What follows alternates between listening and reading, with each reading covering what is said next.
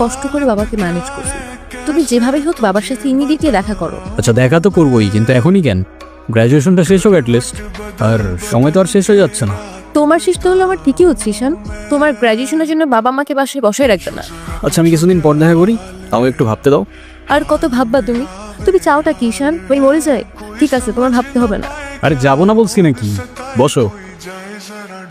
একটু কিছু না হইতেই কান্নাকাটি শুরু করে দাও। এত টেনশন করার কি আছে? আমি তো আছি নাকি? সত্যি তো? 100 আচ্ছা একটা কথা বলি, রাগ করবা না প্লিজ। বলো, রাগ করবো কেন? তুমি বাবার সাথে কথা বলার সময় মাথাকে ঠান্ডা রাখো। আচ্ছা ঠিক আছে, কবে যাইতে হবে সেটা বলো। আচ্ছা বাবার সাথে কথা বলে জানাবো কেমন? আজকে উঠি, এমনিতেই বাসা অনেক ঝামেলা চলতেছে। আচ্ছা ঠিক আছে, সাবধানে যাও। ওকে। রিক্সা।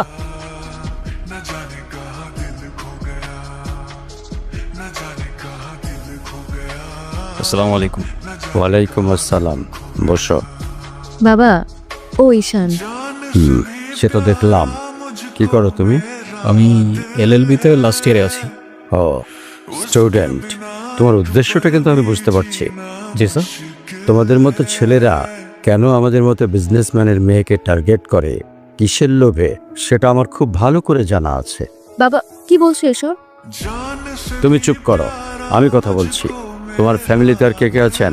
বাবা মা দুজনেই আছেন, কিন্তু ফ্যামিলি বলতে আমি একা। আমি তো ঠিক বুঝলাম না। তারা আমার সাথে থাকে না, সেপারেটেড। ও বুঝতে পারছি। প্রবলেমটা কার ভেতরে? বাবা মাকে ছেড়ে চলে গেছেন নাকি মা বাবাকে? আপনি ঠিক কি মিন করতে চাচ্ছেন আমি ঠিক বুঝলাম না স্যার। আই মিন ক্যারেক্টারের প্রবলেমটা কার ভেতরে ছিল? আরে সমস্যা তো আপনার ক্যারেক্টারে। You don't even know the basic manners. কিভাবে কারোর সাথে কথা বলতে হয় সেই ভদ্রতাটাও শেখেন নাই আপনি। আমাকে আসছে আমার বাবা মা নিয়ে কথা বলতে। আর হোয়াট ইউ মিন ভাই, তোমার মতো ছেলে? হ্যাঁ, কি টার্গেট করছি আমি? আপনার টাকা? অবভিয়াসলি, তা নয় তো কি? আপনার হয়তো আমার ব্যাকগ্রাউন্ড সম্পর্কে ধারণা নেই স্যার। আপনাদের মতো সো কল্ড বিজনেসম্যান আমার বাবার অফিসের লাইন দিয়ে দাঁড়িয়ে থাকে। আমি এখানে আসছি শুধুমাত্র ওকে ভালোবাসি বলে, সেকেন্ড কোনো উদ্দেশ্য সমান নাই। তুমি তো একটা বেয়াদব।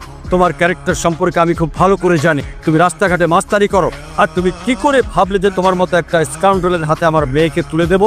তো আপনার মেয়েরে কে বলছে আমার হাতে তুলে দিতে? আমি বলছি? বাসায় ডেকে আনছেন অপমান করতে। আপনার বাবা মাই তো আপনাকে ভদ্রতাটা শেখাইতে পারেনি। আপনি আসছেন আমায় জাজ করতে। বেরিয়ে যাও, এই মুহূর্তে আমার বাড়ি থেকে বেরিয়ে যাও।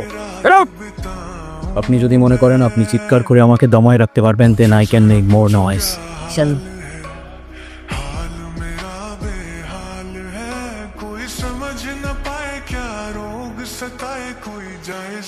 তুমি এটা কেন করলা?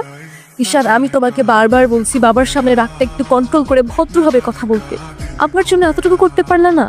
আমি বাবাকে অনেক কষ্ট করে ম্যানেজ করছি। তুমি জাস্ট একটাবার কি সরি বলো, সব কিছু ঠিক হয়ে যাবে। আমি কেন সরি বলবো?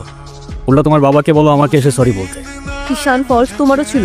তুমি বাবার সাথে শর্ট করছো, আর একটা সরি বলো যদি সবকিছু ঠিক হয়ে যায়, কেন সরি বলবা না? কারণ আমি সরি বলি না। আর বলবো না বলছি তো বলবো না, ব্যাস। তোমার ইগোর জন্য না তোমাকে কিছু বলতেও আমি ভয় পাই। তোমাকে কোনো কিছু বলার সাহস পর্যন্ত আমি পাই না। এরকম চলতে থাকলে দেখবে একদিন আমি চলে যাব। তো যাও না, তোমায় তো আর কেউ আটকে রাখে নাই। রাখছি? আমি আটকে রাখছি? ঈশান প্লিজ একটু বোঝার চেষ্টা করো। তুমি বাবার কাছে গিয়ে একটাবার সরি বললে সব ঠিক হয়ে যায়। আরে আমি সরি বলবো না ভাই, বলবো না আমি সরি। এটাই কি তোমার শেষ ডিসিশন? এখন কি তোমার পেন আর পেপারে সাইন করে বলতে হবে নাকি?